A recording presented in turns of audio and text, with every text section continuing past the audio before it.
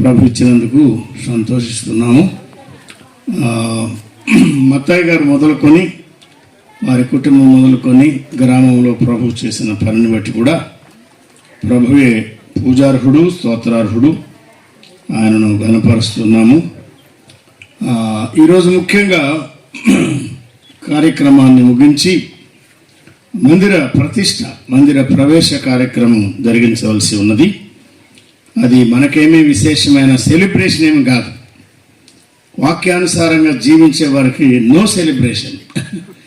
ప్రభువును స్తుతిస్తాం, సంతోషిస్తాం, అంతవరకే తప్ప వేడుకలు కాదు, సంబరాలు కాదు, ఆర్భాటాలు కాదు. అవి మనం ఇష్టపడం, ప్రభువు ఇష్టపడడు. కాబట్టి లోకస్తులు చేసినట్టుగా మనం చెయ్యం. రిబ్బన్ లేదు, రిబ్బన్ కటింగ్ లేదు, ఇంకా సంతోషం. నేను చాలా స్థలాల్లో అదే చెప్తున్నాను. కత్తెర ఎందుకు అనవసరంగా, మంగళ షాప్ కాదు ఇది, సెలూన్ కాదు అని పాల్ గాంధీ గారు అస్సలు ఇష్టపడరు, చేయరు. వారున్నంత ఖచ్చితంగా మేము ఉండలేము కదా. మిమ్మల్ని చూసి కాదని లేక మేము జారిపోతూ ఉంటాము. తప్పదు మరి, ఎందుకంటే మరి ఎవరిని పోగొట్టుకోకూడదు, అది మా ఉద్దేశం. మంచిది. ఇటీవల మేము నార్త్ ఈస్ట్ ప్రాంతాలకు, మేమంటే సహోదరి నేను వెళ్ళి 10-12 దినాల సంచారం చేసి 4 స్థలాల్లో ప్రభు పని జరిగించి వచ్చాము. ఇంకా ఆదివారం రేపే కనుక మొదటి ఆదివారం సంఘాలతో రేపు కడపలో ఉండాలి. మరి పలమనేరు తాకేటప్పటికీ మా వాహనానికి ఏదో జరుగుతూ ఉంటుంది.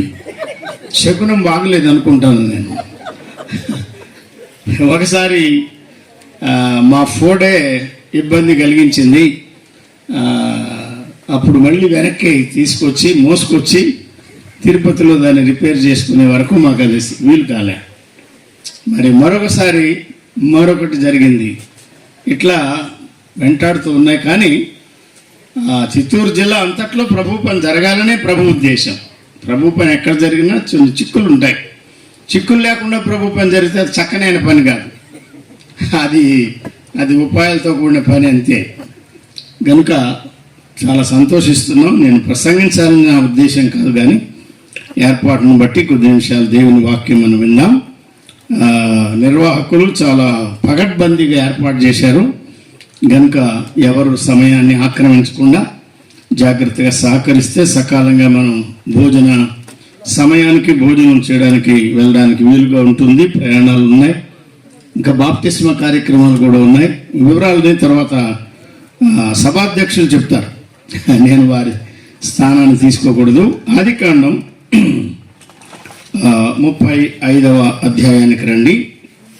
ఆదికాండంలో బైబిల్లో మొదటి పుస్తకం కాబట్టి ఆదికాండం అన్నారు.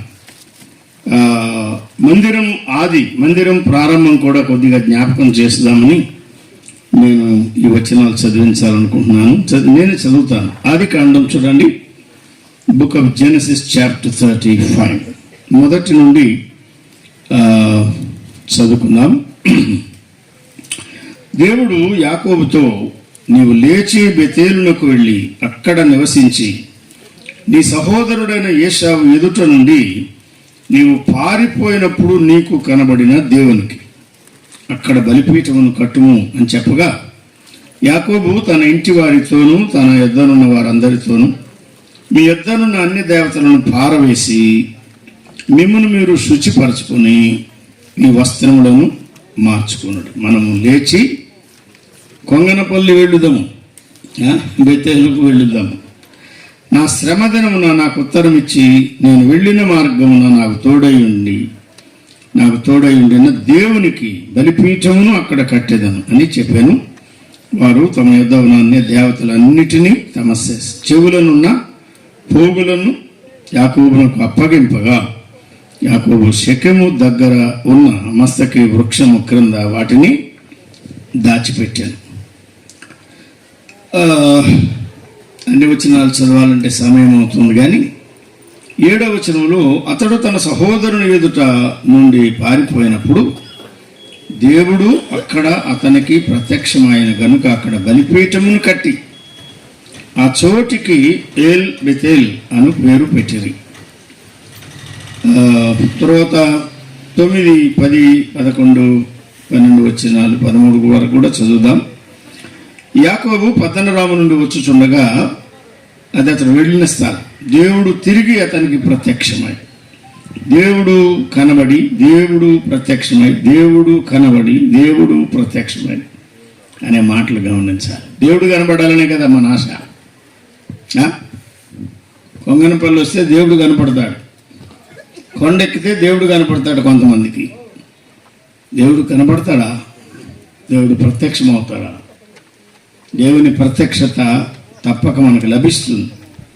తన కుమారుని ద్వారా, ఆయన వాక్యం ద్వారా దేవుడు అతనికి ప్రత్యక్షమై 9 అతనిని ఆశీర్వదించాను. అప్పుడు దేవుడు అతనితో, నీ పేరు యాకోబు, ఇక మీదట నీ పేరు యాకోబు అనబడదు, నీ పేరు ఇశ్రాయేలు అని చెప్పి అతనికి ఇశ్రాయేలు అని పేరు పెట్టాను. మరియు దేవుడు, నేను సర్వశక్తి గల దేవుడను, నీవు ఫలించి అభివృద్ధి పొందుము. అప్పుడున్నది కాక అన్నట్టుగా ఉంది అది. నీవు ఫలించి అభివృద్ధి పొందుము, జనమును జనముల సమూహమును నీ వలన కలుగును, రాజులను నీ గర్భవాసమున పుట్టేదరు. నేను అబ్రహామునకును ఇస్సాకునకు ఇచ్చిన దేశము నీకిచ్చేదను, నీ తరువాత నీ సంతానమునకి దేశం ఇచ్చేదనని అతనితో చెప్పాను. దేవుడు అతనితో మాట్లాడిన స్థలము నుండి పరమునకు వెళ్ళాను. 14 కూడా చదువుదాం. ఆయన తనతో మాట్లాడిన చోట యాకోబు ఒక స్తంభము, అనగా రాతి స్తంభము కట్టించి దాని మీద పానార్పణము చేసి నూనెయు దాని మీద పోసాను. అదే బేతేల్. చదవబడిన ఈ కొద్ది వచనాలు ఈ ఉదయకాలం మందిర ప్రవేశ సందర్భంగా ఆహ్వానింపబడి, ప్రార్థించి, అనుకూలపరుచుకొని, భారం కలిగి, ఎండలైన నిరుత్సాహపడక, వెనుకంజ వేయక రాగలిగిన సహోదరి సహోదరులమైన మనందరి ఆత్మల క్షేమార్థమై ప్రభువే దీవించుగాక. నేను ఒక 30 నిమిషాలే మాట్లాడతా, అందుకంటే నేనేం మాట్లాడలేను, నాకేం పెద్ద రాదు, తెలియదు. నాకు వాక్యం నేర్చుకోవాలని నాకు ఆశ మాత్రం చాలా ఉన్నది. ప్రభు చిన్న చిన్నగా బోధిస్తూ నేర్పిస్తూ వస్తున్నాడు. ఈ ఆదికాండంలో భక్తులు చాలామంది ఉన్నారు, పితరులు ఉన్నారు.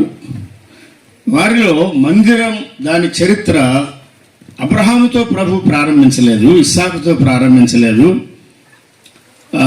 ఎక్కువ యోగ్యుడుగా కనబడిన వాడు యోసేపు ఉన్నాడు, ఆయనతో కూడా ప్రారంభించలేదు. మరి ఎవరితో ప్రారంభించాడంటే, ఏమన్నారు మీరు?